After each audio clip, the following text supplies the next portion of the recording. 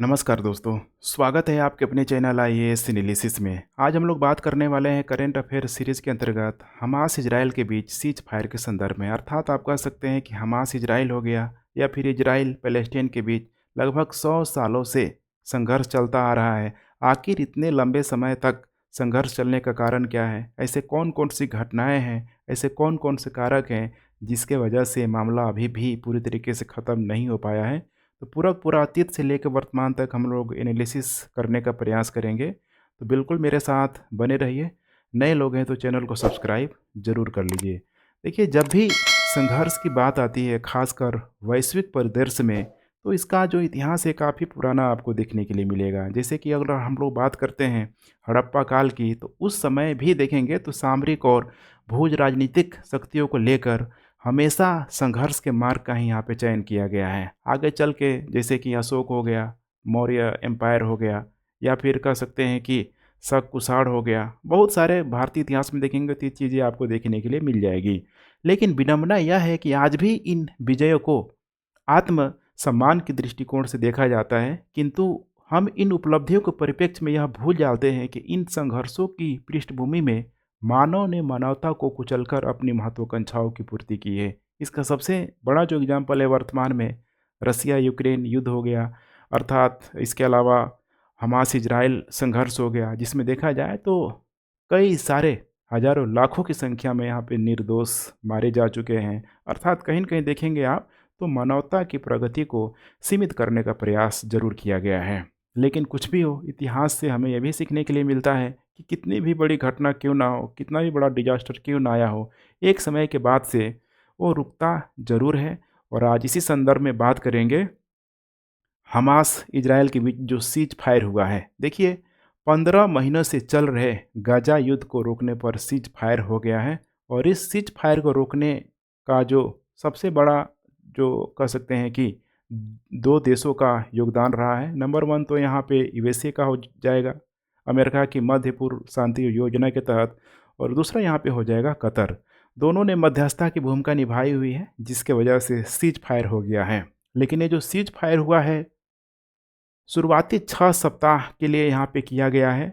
और काफ़ी खुशी की बात है, कम से कम एक पहल तो हुआ जिसके वजह से निर्दोष लोगों की हत्या यहाँ पे रुक जाएगी। अब इसी में देखेंगे तो दुनिया भर से अलग-अलग देशों का यहाँ पे कमेंट आना शुरू हो गया है। भारत के विदेश मंत्रालय ने भी यहाँ पे कमेंट किया है कि भारत को उम्मीद है कि इस समझौते से गजा के लोगों तक बिना रुकावट के मानवीय मदद अब पहुँचती रहेगी, क्योंकि युद्ध के दौरान समस्या आ रही थी। हम लगातार सभी बंधकों की रिहाई हो गया, युद्ध विराम हो गया। इसके अलावा बातचीत और कूटनीति के जरिए इस मामले को सुलझाने की वकालत कर रहे हैं। इसमें जो बाइडेन ने यहाँ पे बोला हुआ है कि इस समझौते को 3 चरणों में लागू की जाएगी। जैसे सबसे पहले जिनको सबसे ज़्यादा नीड है, जैसे कि महिला हो गया, बच्चे और बुजुर्गों को यहाँ पे रिहा किया जाएगा, क्योंकि इनको स्पेशल कैटेगरी में रखना, स्पेशल ट्रीटमेंट देना काफ़ी ज़रूरी है। दूसरे चरणों में बाकी बंधकों की यहाँ पे रिहाई होगी। और तीसरे चरणों में गजा का पुनर्निर्माण किया जाएगा, क्योंकि गजा का इंफ्रास्ट्रक्चर पूरी तरीके से यहाँ पे ध्वस्त हो चुकी है। इजराइल के द्वारा इतना बम मारा गया है, ठीक है। और कैद में मारे गए बंधकों के अवशेषों को यहाँ पे वापस लाया जाएगा। तो काफ़ी एक अच्छा इनिशिएटिव यहाँ पे लिया गया है। लेकिन आखिर इस संघर्ष का कारण क्या है? जो अभी देखा जाए तो पिछले 15 महीनों से 2023 से चल रहा था। तो इसके पीछे एक छोटा-सा बैकग्राउंड है, जिसको इतिहास में अगर देखा जाए तो काले अक्षरों में ही लिखा जाएगा 7 अक्टूबर 2023 का वो दिन। अब दिन नहीं कहेंगे, रात को, क्योंकि 7 अक्टूबर 2023 की रात को ही यहाँ पे हमास ने ऑपरेशन अलेक्सा स्टॉर्म के तहत इजराइल पर अटैक किया। और इजराइल पे जो अटैक किया, 3 क्षेत्रों से अटैक किया, जैसे कि थल हो गया, जल हो गया, वायु मार्ग। और इसमें देखेंगे, ठीक है, तो बहुत सारे इजरायली जो लोग थे, योम किपर एक उनका उत्सव होता है, रात में वे लोग सेलिब्रेट कर रहे थे। और उसी समय तीनों ही क्षेत्रों से यहाँ पे अटैक किया गया, जिसमें बड़े संख्या में इजरायली लोग मारे गए। मोर देन अगर देखा जाए 1200 लोग मारे गए। और तो और लगभग 250 से अधिक लोगों को यहाँ पे बंधक बना लिया गया। तो अब स्वाभाविक सी बात है कि इजराइल चुप बैठने वाला नहीं है। और इजराइल ने फिर रिटेलिएट शुरू कर दिया। और इजराइल ने हमास के खिलाफ देखेंगे तो लंबा युद्ध किया। उसके बाद गजा में सैन्य अभियानों को पूरी तरीके से ध्वस्त करने का प्रयास किया। जहाँ-जहाँ यहाँ पे हमास के जो सैन्य ठिकाने थे वहाँ पे बमबारी किया गया, ड्रोन चलाया गया और इजरायली सेना द्वारा किए गए हमलों में अभी तक देखा जाए तो बहुत बड़े संख्या में 46,000 लोग यहाँ पे मारे गए हैं। अब ये 46,000 कोई संख्या छोटी नहीं होती है। इसमें मैक्सिमम जो निर्दोष लोग थे, बच्चे, बूढ़े, महिलाएँ, मतलब जो इमेजेज आता था, जो वीडियो आता था, देख के दिल दहल जाता था। इस कदर यहाँ पे इज़राइल के द्वारा यहाँ पे देखा जाए तो बदला लेने के एवज़ में इतना बड़ा एक्शन यहाँ पे लिया गया, जो कि मानवता के दृष्टिकोण से देखा जाए तो कहीं से भी यहाँ पे साबित मतलब सही साबित नहीं होता है। लेकिन बात वही है ना कि अपने एक्जिस्टेंस के लिए इज़राइल शुरू से लड़ता रहा है, उसका भी खून बहते रहा है और उसने दूसरे को भी खून बहाते रहा है। तो आखिर ऐसे पीछे कौन-सा कारण है? क्या ऐसी मजबूरियाँ रही है या फिर ऐसे कौन-कौन से फैक्टर हैं जिसका अभी तक समाधान नहीं हो पा रहा है? तो इन सारी चीज़ों को समझने के लिए थोड़ा-सा आपको हिस्टोरिकल चीज़ों में जाना पड़ेगा। ऐतिहासिक संदर्भ की बात करें तो देखिए इज़राइल और फ़िलिस्तीन के मध्य संघर्ष का इतिहास लगभग देखा जाए तो 100 वर्ष पुराना है।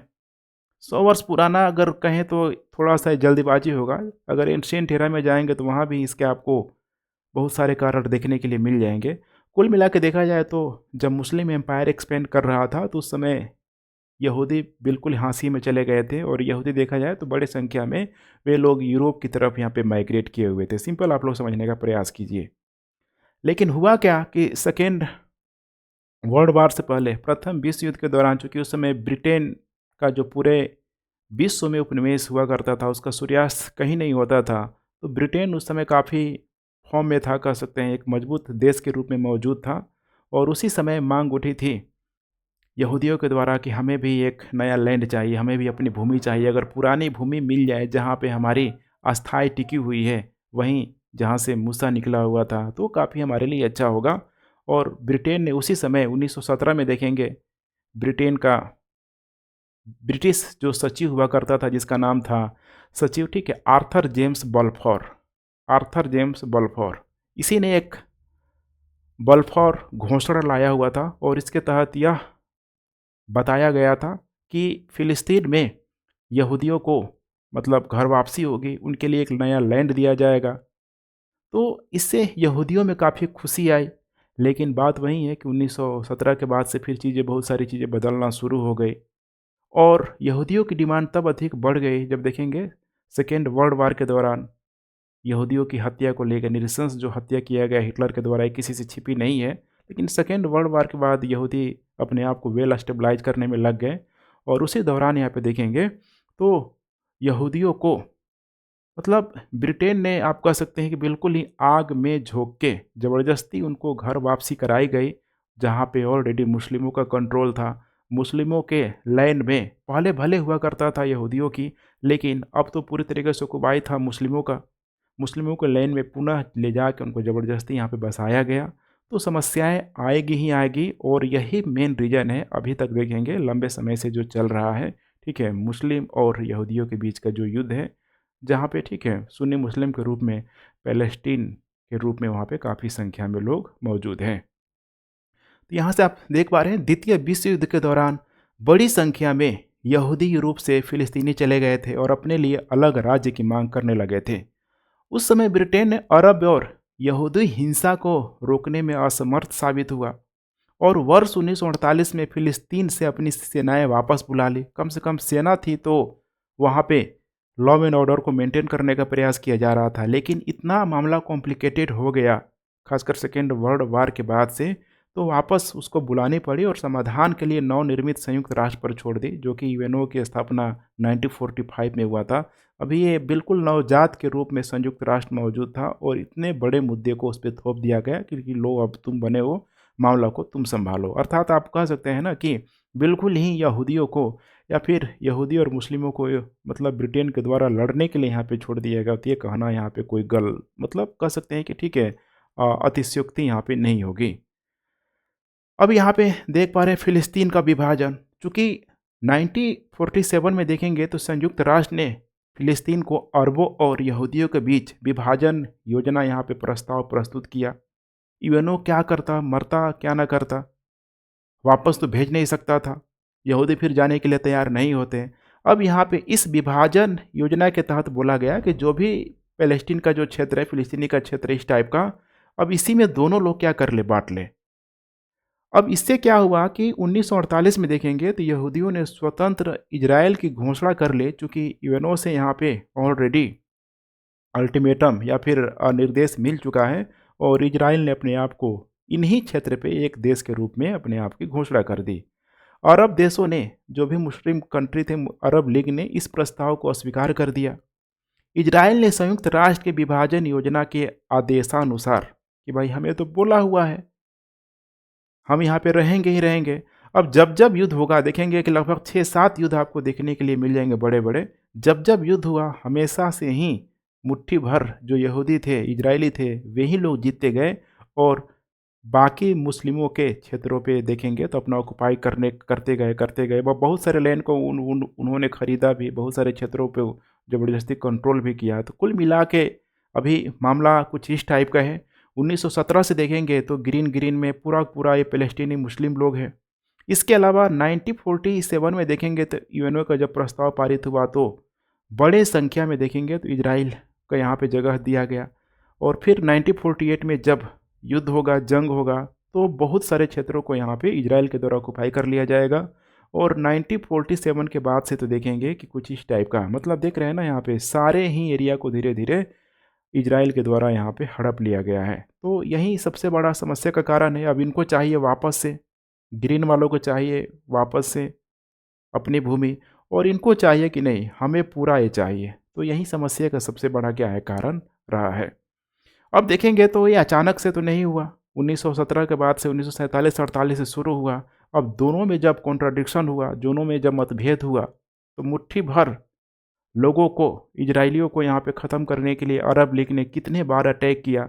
जिसमें देखा जाए तो शुरुआती तौर पे ही 1948-49 में ही जब इजराइल ने संयुक्त राष्ट्र द्वारा फ़िलिस्तीन के विभाजन के बाद खुद को एक स्वतंत्र राज्य घोषित कर दिया और 5 अरब देश जिसमें मिस्र, इराक, जॉर्डन, लेबनान और सीरिया ने इजराइल पर यहाँ पे हमला कर दिया। लेकिन बात वही है कि अब इजराइल यहाँ पे रुकने वाला नहीं था। इजराइल ने पुनः पूरी तरीके से रिटेलिएट किया यहाँ पे, और इसमें भी इजराइल की विजय हुई। अगर विजय नहीं होता तो फिर ख़त्म ही हो जाता। तो शुरुआती तौर से देखेंगे तो यहूदी अपने आप को वेल स्टेबलाइज वहाँ पे कर चुके थे। 1956 में फिर आएगा स्वेज संकट। मिस्र द्वारा स्वेज नहर का राष्ट्रीयकरण यहाँ पे करने के बाद से शुरू हुआ। इसमें भी इजराइल शामिल हुआ। इसके बाद से देखेंगे 1967 में 6 दिवसीय युद्ध, 6 डे वार के नाम से भी यहाँ पे जाना जाता है। मतलब इसको ऐसे समझिए कि 6 दिन में ऐसा लग रहा था कि अरब लीग के द्वारा पूरे पूरे इजराइलियों का नेस्तनाबूद कर दिया जाएगा, लेकिन हुआ ठीक उल्टा। इजराइल ने जवाब में देखेंगे तो मिस्र, सीरिया हो गया, इसके अलावा जॉर्डन हो गया, सबको देखेंगे तो बारी बारी से युद्ध में हराया, उनके सैन्य ठिकानों को यहाँ पे ख़त्म किया और भी अपने क्षेत्रों को एक्सपेंड करते गया। जैसे कि यूएनओ के विभाजन नीति के अनुसार था ना कि भाई विभाजन कर रहे हैं, अब जिसमें जितना पोटेंशियल रहेगा, जिसमें जितना शक्ति रहेगा, वो उतने क्षेत्रों को ऑक्युपाई करेगा। और यहाँ पे इजराइल ने गाजा पट्टी हो गया, इसके अलावा सिनाई प्रायद्वीप हो गया, पश्चिमी तट और जेरूसलम सबसे इम्पोर्टेंट है। आगे हम लोग इसकी भी कहानी देखेंगे। जेरूसलम पर पूरा पूरा कंट्रोल कर लिया। तो 1947 तक आप लोग देख रहे हैं। अभी आपको मैंने मैप दिखाया था, कोई कुछ इस टाइप का यहाँ पे आपको, ठीक है, सिनारियो देखने के लिए मिल जाएगा।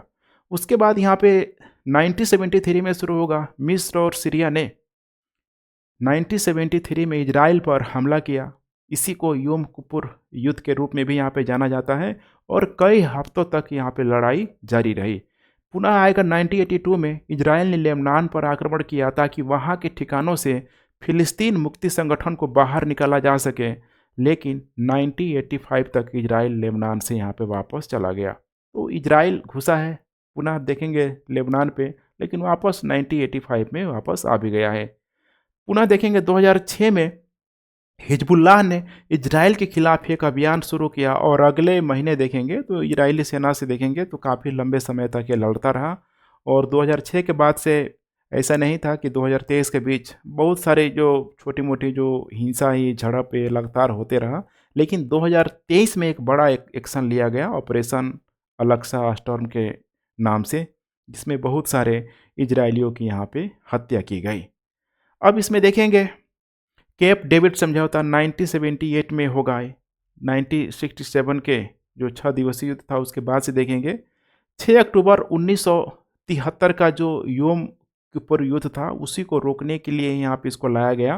क्योंकि इसमें देखेंगे ना तो अभी तक अरब देशों के द्वारा फ़िलिस्तीन के द्वारा यहाँ पे एक कंट्री के रूप में इजराइल को मान्यता नहीं दी जा रही थी, लेकिन अब इसमें जो यहाँ पे समझौता होगा अब वो मानने के लिए तैयार होगा। इस युद्ध में एक तरफ इजराइल था तो दूसरी तरफ मिस्र और सीरिया के नेतृत्व में अरब देश थे। इस युद्ध के परिणाम स्वरूप 1978 में कैंप डेविड समझौता हुआ। इस समझौते के तहत बहुत इंपॉर्टेंट है, पहली बार किसी अरब देश ने इजराइल को एक राज्य के रूप में मान्यता दी और 30 साल से चल रही युद्ध की स्थिति को औपचारिक रूप से यहाँ पे समाप्त किया गया। तो ये अपने आप में एक बहुत बड़ा कह सकते हैं कि इजराइल के लिए खुशी का दिन था, क्योंकि अरब देशों को भी यहाँ पे लग गया था कि मामला को रिजॉल्व आउट करना ही यहाँ पे सही है और जब तक मान्यता नहीं देंगे तब तक ये ख़त्म नहीं होगा। इस समझौते के तहत इजराइल ने सिनाई प्रायद्वीप मिस्र को यहाँ पे वापस लौटा दिया हुआ था, जो कि अभी देखे थे हम लोग, ठीक है, कि 1967 में यहाँ पे उसके द्वारा लिया गया था। अब इसमें एक और आएगा 1993 का ओस्लो शांति समझौता। अब इसमें देखेंगे तो एक संगठन का नाम आएगा फिलिस्तीन मुक्ति संगठन, इसी को पीएलओ यहाँ पे बोला जाता है और इजराइल के बीच यहाँ पे हुआ था। इसके तहत पीएलओ ने औपचारिक रूप से इजराइल को मान्यता दी थी। अर्थात अभी तक देखेंगे तो फिलिस्तीन के द्वारा जो मान्यता दिया गया था, ठीक है, लेकिन 1993 में पुनः औपचारिक रूप से यहाँ पे दिया गया था तथा इजराइल ने फिलिस्तीनियों को गाजा और वेस्ट बैंक में सीमित स्वशासन की यहाँ पे अनुमति दी हुई थी। अब यहाँ पे ध्यान से देखिए, इजराइल ने यहाँ पे किसको दिया है? फिलिस्तीनियों को दिया है और फिलिस्तीनियों ने बदले में क्या दिया है यहाँ पे? तो पूरी तरीके से इजराइल को मान्यता दे दी कि तुम भी भाई एक कंट्री के रूप में यहाँ पे मौजूद हो। अब यहीं पे शुरू हो जाएगा।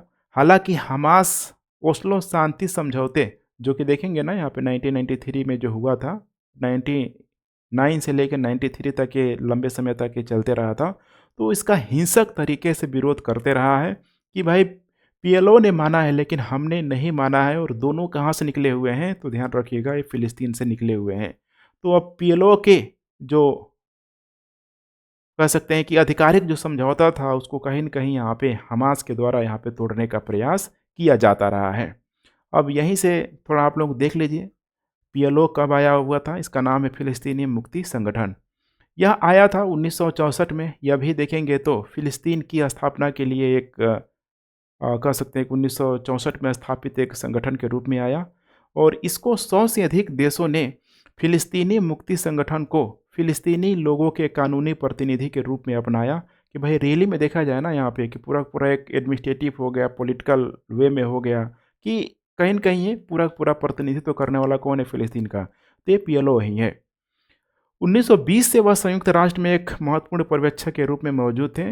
1991 के मैड्रिड सम्मेलन से पहले फिलिस्तीन और संयुक्त राज्य अमेरिका ने इसे एक राजनीतिक समर्थक संगठन के रूप में भी माना हुआ था। ऑफिशियली तौर पे यह संयुक्त राष्ट्र में एक गैर सदस्य देश फिलिस्तीन के नाम से फिलिस्तीन का प्रतिनिधित्व भी करता रहा है।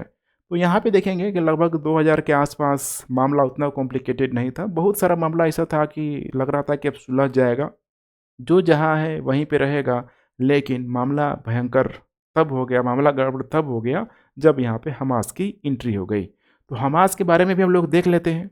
वर्ष 1987 में मुस्लिम भाईचारे की मांग हेतु फिलिस्तीन में हमास नाम से एक हिंसक संगठन का यहाँ पे गठन किया गया था और जब हमास आया तो पीएलओ को पूरी तरीके से इसने हाशिए पे ढकेलने का प्रयास किया, क्योंकि इसका जो गठन था ये मतलब सीधा सा था कि भाई जिहाद के माध्यम से फिलिस्तीन के प्रत्येक भाग पर, पहले का जो फिलिस्तीन था इसके प्रत्येक भाग पर मुस्लिम धर्म का विस्तार करने के उद्देश्य से यहाँ पे किया गया था। और यह समूह इजराइल को राष्ट्र के रूप में मान्यता नहीं देता है, क्योंकि अभी देखिए हम लोग ओस्लो समझौता के तहत पीएलओ ने दिया था लेकिन इसने यह पूरी तरीके से खारिज कर दिया। यह राजनीतिक रूप से गाजा पट्टी को नियंत्रित करता है, जो कि देख रहे हैं यहाँ पे एक स्ट्रिप है, एक पट्टी है, यह देखा जाए, ठीक है। तो वेस्टर्न साइड पे काफ़ी इसका अच्छा खासा इन्फ्लुएंस है और आगे चल के जब 1987 में जब इसकी स्थापना हुई तो 1992 तक आते आते इसने सशस्त्र विभाग का भी पूरी तरीके से गठन कर लिया। अब यहीं से शुरू हो गया। अब 1992 में जब आया तो धीरे धीरे स्ट्रॉन्ग होने लगा। और सोचिए इतने लंबे समय के बाद उसने काफ़ी रणनीति बनाया। मतलब सोच रहे हैं 2023 में इस हमास के द्वारा अटैक किया गया। अब हम लोग देख लेते हैं यहाँ पे दोनों देशों के बीच विवाद के भौगोलिक स्थल। 3 स्थल है, जैसे कि नंबर 1 है यहाँ पे गोलन हाइट्स, दूसरा है यहाँ पे वेस्ट बैंक और तीसरा है यहाँ पे गाजा स्ट्रिप। तो सबसे पहले हम लोग देखते हैं यहाँ पे वेस्ट बैंक के बारे में। वेस्ट बैंक इजराइल देख रहे हैं ना यहाँ पे, इजराइल और इधर ही आपको देखने के लिए मिल जाएगा जॉर्डन, छोटा सा कंट्री है जॉर्डन। जॉर्डन के मध्य यह अवस्थित है और इसके मतलब का सॉरी ठीक है, वेस्ट बैंक ठीक है, हाँ। इधर आपको जॉर्डन देखने के लिए मिल जाएगा। इसका एक सबसे बड़ा जो शहर है जिसका नाम है रामल्लाह। इस शहर का आप लोग नाम रखिएगा, ठीक है, याद रखिएगा रामल्लाह, जो कि फिलिस्तीन के वास्तविक प्रशासनिक राजधानी के रूप में मौजूद है। और इजराइल ने वर्ष 1967 में 1967 में मतलब 1967 के युद्ध में इस पर अपना पूरी तरीके से कंट्रोल स्थापित कर लिया था। तो वेस्ट बैंक पे देखेंगे तो डायरेक्टली और इनडायरेक्टली रूप में किसके अंतर्गत ये आ गया था, तो पूरी तरीके से इजराइल के अंडर कंट्रोल में आ गया था। अब पुनः इनको चाहिए, फिलिस्तीनियों को चाहिए। जब हमास आया तो इसी को एग्रेसिव तौर पे यहाँ पे उठाना शुरू कर दिया। दूसरा है यहाँ पे गाजा पट्टी, ये है गाजा स्ट्रिप्स। ये भी ध्यान से देखिए, गाजा पट्टी इजराइल और मिस्र के मध्य अवस्थित है। इधर इजिप्ट है और बीच में देख रहे हैं यहाँ पे एक पट्टी के रूप में यहाँ पे मौजूद है। इजराइल ने वर्ष 1967 में 1967 का ये जो युद्ध है बहुत इम्पोर्टेंट है, गाजा पट्टी का अधिग्रहण किया हुआ था। किंतु गाजा शहर के अधिकांश क्षेत्र के नियंत्रण तथा इनके प्रतिदिन के प्रशासन पर नियंत्रण का निर्णय ओस्लो समझौते, जो कि 1990 से लेकर 93 तक यहाँ पे चलता रहा था, उसी के दौरान इसका निर्णय लिया गया था। वर्ष 2005 में इजराइल ने इस क्षेत्र से यहूदी बस्तियों को हटा दिया हुआ था कि नहीं अब भाई तुम ही कंट्रोल करो अपना। यद्यपि वह अभी भी इस क्षेत्र में अंतर्राष्ट्रीय पहुंच को नियंत्रित करता है, क्योंकि अब इसको जो चाहिए था यहाँ पे सी वाला एरिया जो चाहिए था, ठीक है, इसके माध्यम से वो करने का यहाँ पे प्रयास करता था इजराइल। तीसरा जो इम्पोर्टेंट स्थल है यहाँ पे गोलन हाइट्स, ध्यान रखिएगा गोलन हाइट्स यहाँ पे आपको देखने के लिए मिल जाएगा। गोलन हाइट्स देखा जाए तो एक सामरिक रूप से ये भी काफ़ी इम्पोर्टेंट रखता है। नाम ही है जैसे हाइट, एक पठार पर स्थित है, इसीलिए इसको गोलन हाइट भी बोला जाता है, जिसे इजराइल ने वर्ष 1967 में यहाँ पे सीरिया से छीन लिया हुआ था। तो सीरिया भी चूँकि पूरी तरीके से मुस्लिम कंट्री के रूप में, सुन्नी कंट्री के रूप में मौजूद है, तो वहाँ से अब सीमा को लेके इजराइल और सीरिया के बीच भी देखेंगे तो काफ़ी लंबे समय से युद्ध चलता रहा है। अमेरिका ने आधिकारिक तौर पे चूँकि 2 क्षेत्रों को जो लिया हुआ था इजराइल ने, एक तो जेरूसलम, एक तो गाजा स्ट्रिप। तो गाजा स्ट्रिप तो यहाँ पे कहीं न कहीं कुछ कंडीशन लगा के यहाँ पे दिया गया पैलेस्टीनियों को, लेकिन एक था गोलन स्ट्रिप, ठीक है। तो यहाँ पे अमेरिका ने बोला कि ये किसका है, ये है यहाँ पे इजराइलियों का। तो एक सबसे बड़ी कंट्रोवर्सी का कारण बनता है ना यहाँ पे कि कोई विश्व का महाशक्ति बोल रहा है कि नहीं ये तुम्हारा है, बाकी कंट्री एक्सेप्ट करने के लिए यहाँ पे तैयार नहीं है। तो स्वाभाविक सी बात है कि इसमें समस्या आएगी और ये हमें वर्तमान में देखने के लिए मिल भी रहा है। उसके बाद हम लोग देख लेते हैं जेरूसलम विवाद। देखिए जेरूसलम विवाद ये भी बहुत चर्चा में रहा है। थोड़ा सा आप लोग देखिए, बहुत आसान है। देखिए जेरूसलम मतलब बोला जाता है ना यहाँ पे कि शायद ही कोई ऐसा धर्म हो, वोल्टेयर की भाषा में बार बार बोलता हूँ कि विश्व में शायद ही कोई ऐसा धर्म है जिसने मतलब अपने धार्मिक आस्था के लिए खून नहीं बहाया हो, अपने धार्मिक वर्चस्वता के लिए यहाँ पे खून नहीं बहाया हो। तो कुछ यही जो लोकेशन है, एक शहर है, काफ़ी फेमस शहर है जिसका नाम है जेरूसलम। दुनिया के सबसे पुराने शहरों में से एक है। डेड सी के आसपास आपको देखने के लिए मिल जाएगा ये शहर। और इजराइल और फिलिस्तीन जेरूसलम को अपने राजधानी मानते हैं। सोचिए 2 इस टाइप का जो लोकेशन आया यहाँ पे, एक तरफ था इजराइल और एक तरफ था फिलिस्तीन, दोनों ही अपनी राजधानी किसको मानते हैं यहाँ पे, ये मानते हैं यहाँ पे जेरूसलम को मानते हैं। यही तो समस्या का कारण है। परंतु कोई भी दावा अंतर्राष्ट्रीय स्तर पर नहीं माना गया है। हालांकि कई बार अमेरिका बोलता भी रहा है अपने स्टेटमेंट में कि जो जेरूसलम है, जैसे अभी मैंने बताया है आपको कि ये इजराइल के अंतर्गत आता है, लेकिन अंतर्राष्ट्रीय स्तर पर उसको मान्यता कभी नहीं दिया गया। चूँकि कारण क्या है ना, यहाँ पे समझने का प्रयास करिए कि यरूशलेम यहूदी, मुस्लिम और ईसाइयों की समान आस्था का केंद्र है। जैसे ईसाइयों के लिए पवित्र सेपुलकर जो चर्च है यहीं पे देखने के लिए मिलेगा, मुस्लिमों की पवित्र मस्जिद यहीं पे है, यहूदियों की पवित्र दीवार स्थित यहीं पे है। अब तीनों के पीछे कुछ न कुछ कहानी है कि आखिर डू एंड डाई की स्थिति क्यों बनी हुई है, इस जगह को लेके इन तीनों ही धर्म के लोग मरने मारने को क्यों उतारे हुए। हालांकि यहाँ पे क्रिश्चियनिटिक इन्फ्लुएंस नहीं है, लेकिन फिर भी देखेंगे तो यूरोप के देशों की तरफ से कई बार यहाँ पर, ठीक है, मतलब इस जगह को लेके यहाँ पे कमेंट यहाँ पे आता ही आता है। तो कुछ यही आपको देखने के लिए मिल रहा है। एक तरफ यहाँ पे मस्जिद है, इधर आपको जो क्रिश्चियनिटियों का देखने के लिए मिल जाएगा, और इसी बीच में आपको, ठीक है, कुछ वाल भी देखने के लिए मिल जाएगा, ठीक है, जो कि यहूदियों के लिए काफ़ी धार्मिक महत्व रखता है। तो यह है पूरा पूरा जेरूसलम जो शहर है, देख पा रहे हैं आप लोग, यही है बीच में। लोकेशन के लिए मैंने आप लोगों को यहाँ पे दिखाया गया है। तो नंबर वन बात कर लेते हैं हम लोग होली चर्च। अब चर्च का संबंध किससे हो जाएगा? ईसाइयों से। तो जेरूसलम में पवित्र सेपुकुलर चर्च है जो दुनिया के ईसाइयों के लिए काफ़ी विशिष्ट स्थान रखता है। क्यों रखता है? तो देखिए, यहाँ पे ईसाइयों का मानना है कि ईसा मसीह को यहीं पर सूली पर चढ़ाया गया था, और यही वह स्थान है जहाँ पे पुनः ईसा मसीह यहाँ पे जिंदा हुए थे। सबसे बड़ी समस्या का कारण है ये, क्योंकि अब जो क्रिश्चियनिटियों का मानना है, तो स्वाभाविक सी बात है कि ईसा मसीह जिनको मानते हैं, तो उनके जो भी प्रतीक है, जो भी उनके धार्मिक चिन्ह है, वो इसे कैसे छोड़ सकते हैं? यह दुनिया भर के लाखों ईसाइयों का मुख्य तीर्थ स्थल है, जो ईसा के खाली मकबरे की यहाँ पे यात्रा करते हैं। और इस चर्च का जो प्रबंधन है, देखेंगे तो संयुक्त तौर पर ईसाइयों के अलग अलग संप्रदाय करते हैं, जैसे कि कैथोलिक हो गया, कैथोलिक के साथ साथ, ठीक है, जो भी अलग अलग जो संप्रदाय हैं उसके सारे लोग यहाँ पे कंट्रोल करते हैं। तो ये रहा क्रिश्चियनिटियों के लिए इम्पोर्टेंट क्यों है।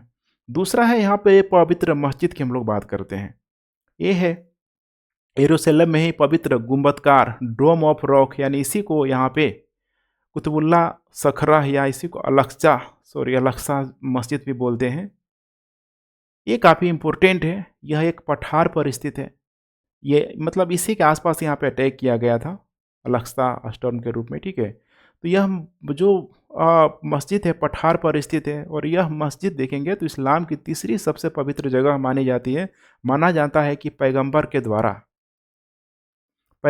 द्वारा अपनी मक्का यात्रा के दौरान ये यहीं पे आए हुए थे, और यहीं से वे स्वर्ग की तरफ प्रस्थान कर गए थे। तो उनके लिए भी धार्मिक महत्व है, और इसकी देख रेख और प्रशासन का जिम्मा एक इस्लामिक ट्रस्ट करता है, जिसे वक्फ भी बोला जाता है। वक्फ बोर्ड भारत में भी आप लोगों ने नाम जरूर सुना होगा। अब तीसरा स्थान आता है यहाँ पे यहूदियों का पवित्र दीवार के रूप में, तीसरे नंबर पे देखेंगे यहाँ पे तो यरूशलेम का कोटेल, या फिर इसी कोटेल को यहाँ पे पश्चिम दीवार भी बोला जाता है। पश्चिम दीवार का हिस्सा यहूदी बहुल माना जाता है। देख पा रहे हैं आप लोग, ये है यहाँ पे मस्जिद, अलक्सा मस्जिद। इसका जो पश्चिमी जो दीवार है यही है, ठीक है, क्योंकि उनका मानना था कि कभी उनका यहाँ पे पवित्र मंदिर हुआ करता था, और यह जो दीवार है उसी की बची हुई निशानी है। अब उस पवित्र मंदिर का नाम था सोलोमन टेम्पल था। माना जाता है, बाइबल में इसका उल्लेख भी किया गया है कि इसको प्रथम मंदिर के नाम से यहाँ पे जाना जाता है। इस मंदिर का निर्माण देखा जाए तो 10वीं शताब्दी ईसा पूर्व में हो चुका था, और आगे चल के बेबीलोन के शासकों के द्वारा इसको तोड़ दिया गया। और उसको तोड़ने के बाद से देखेंगे, ठीक है, बाद में एक मंदिर का पुनर्निर्माण भी किया गया, और आज भी इस मंदिर के अवशेषों को यहाँ पे देखा जा सकता है। और इसी का जो संबंध है हिब्रू संप्रदाय से, अर्थात यहूदी धर्म के लोग जिसको मानते थे, हिब्रू यहाँ पे बोला जाता है, हिब्रू सब संप्रदाय से यहाँ पे जोड़ दिया गया। और यह मंदिर, ध्यान रखिएगा, जो भी यहाँ जो मंदिर है, यहाँ पे यहूदियों की सबसे पवित्रम जगह, इसी को बोला जाता है होली ऑफ होलीज, वहाँ पे, ठीक है, जहाँ से यहूदी प्रार्थना कर सकते हैं। इसके अलावा इसका प्रबंध जो है पश्चिमी दीवार के रब भी करते हैं। तो यहूदियों के लिए धार्मिक प्रतीक के रूप में काफ़ी इम्पोर्टेंट महत्व रखता है। यहूदी मानते हैं कि यहीं पर सबसे पहले उस शिला की नींव रखी गई थी जिस पर दुनिया का निर्माण हुआ था, और जहाँ अब्राहम ने अपने बेटे इसहाक की कुर्बानी भी दी हुई थी। इसहाक की कुर्बानी दी हुई थी। अब पूरा का पूरा आप लोगों को आई होप पूरा का पूरा जो घटना है, कौन-कौन से फैक्टर थे जिसकी वजह से समस्या बनी हुई है, आप लोगों को समझ में आ गया होगा। अब यहाँ पे इज़राइल-फ़िलिस्तीन संघर्ष और अमेरिका का क्या रोल रहा है, इसे भी हम लोग यहाँ पे देख लेते हैं। यहाँ पे आपको समझने का प्रयास करना है कि अमेरिका इज़राइल-फ़िलिस्तीन संघर्ष में मध्यस्थ के रूप में अमेरिका शुरू से ही अपना रोल निभाता रहा है, चाहे भले ही इसमें अमेरिकी हित क्यों ना हो। हालाँकि एक मध्यस्थ के रूप में अमेरिका की भूमिका को फ़लस्तीन ने या फिर मुस्लिमों ने हमेशा देखा, तो मैंने हमेशा देखा जाए तो एक संदेह की दृष्टि से ही यहाँ पे देखा हुआ है। इस संदर्भ में कई मौके पर इस्लामिक सहयोग संगठन और अरब संगठनों द्वारा अमेरिका की आलोचना की गई है, खासकर जब ओसामा बिन लादेन की हत्या के बाद से देखेंगे तो ये जो चीज़ें हैं और अधिक यहाँ पे बढ़ गई है। चूँकि अब अमेरिका के पास भी ये मजबूरी है, क्योंकि अमेरिका में देखेंगे तो काफ़ी स्ट्रॉन्ग, चाहे वोट बैंक तो नहीं कहेंगे लेकिन बिजनेसमैन हो गया या फिर पॉलिटिकल एरिया में देखेंगे तो इजरायलियों का काफ़ी इन्फ्लुएंस है यहाँ पे। इजरायली नहीं कहेंगे, यहूदियों का काफ़ी इन्फ्लुएंस है ही यहाँ पे। तो अमेरिका की राजनीति पर काफ़ी उनका प्रभाव है। तो स्वाभाविक सी बात है कि उनके नीतियों में प्रो यहूदी तो यहाँ पे रहेगा ही रहेगा, जिसके वजह से देखेंगे तो कई बार मुस्लिम संगठनों के द्वारा अमेरिका की आलोचना भी की गई है। अब दूसरी बात करते हैं हम लोग यहाँ पे भारत का। यहाँ पे देखिए, भारत ने शुरू से ही यहाँ पे गुट निरपेक्षता की नीति को ही यहाँ पे अपनाया हुआ है। और गुट निरपेक्षता का मतलब ये नहीं है कि बिल्कुल हम लोग गुट से अलग हो जाए। ज़रूरत पड़ने पे जिस गुट की यहाँ पे ज़रूरत पड़ती है उसको यहाँ पे सपोर्ट किया जाए। ऐसे में देखेंगे तो शुरुआत में जो भारत का स्टैंड था फ़िलिस्तीन के साथ था। 1947 में भारत ने संयुक्त राष्ट्र महासभा में फ़िलिस्तीन के विभाजन के विरुद्ध यहाँ पे मतदान किया हुआ था। लेकिन भारत पहला गैर अरब देश था जिसने वर्ष 1974 में फ़िलिस्तीनी जनता के एकमात्र और कानूनी प्रतिनिधि के रूप में फ़िलिस्तीन मुक्ति संगठन को मान्यता प्रदान किया था। पीएलओ के बारे में मैंने ऑलरेडी आपको बता दिया है। लेकिन आगे चल के अब तो रहा नहीं। 1992 में यहाँ पे देखेंगे तो इजराइल ने भारत के औपचारिक कूटनीतिक संबंध ही बने रहे हैं। और वर्तमान में भारत और इजराइल का जो रिश्ता है किस तरीके से बूम किया है, ये किसी से छिपा नहीं है। सामरिक रणनीतिक संबंध के रूप में यह परिवर्तित हो चुका है, चाहे ऊर्जा हो, सैन्य हो, टेक्नोलॉजी हो, अलग अलग क्षेत्रों में काफ़ी हद तक देखेंगे तो भारत और इजराइल के बीच काफ़ी अच्छे संबंध रहे ही रहे हैं। ऐसे में भारत का स्टैंड यही यहाँ पे होना चाहिए कि देखिए, भारत के दोस्त दोनों हैं यहाँ पे, ठीक है, फ़िलिस्तीन भी है और इजराइल भी है। हालांकि अभी इजराइल का पलड़ा भले ही भारी है, लेकिन भारत किसी एक के फेवर में पूर्णतः यहाँ पे रहना नहीं चाहता। इसीलिए भारत अभी बहुत कुछ कहने से बच रहा है। और भारत का स्टैंड यही है यहाँ पे कि दोनों मिल के इस मामले को जल्द से जल्द यहाँ पे सुलझाने का प्रयास करें। हालांकि अभी इसमें वर्तमान में मध्यस्थता की जो राह पे जैसे कि अमेरिका और कतर के द्वारा अच्छा प्रयास किया जा रहा है, तो आई होप चीज़ें जल्दी ही यहाँ पे सॉर्ट आउट हो सके, मतलब सॉर्ट आउट हो जाए और जल्द ही इसी तरीके से यूक्रेन और रसिया वार भी जल्दी से जल्दी, ठीक है, सीज़ फायर की राह पर आ जाए, यही हम कामना करते हैं।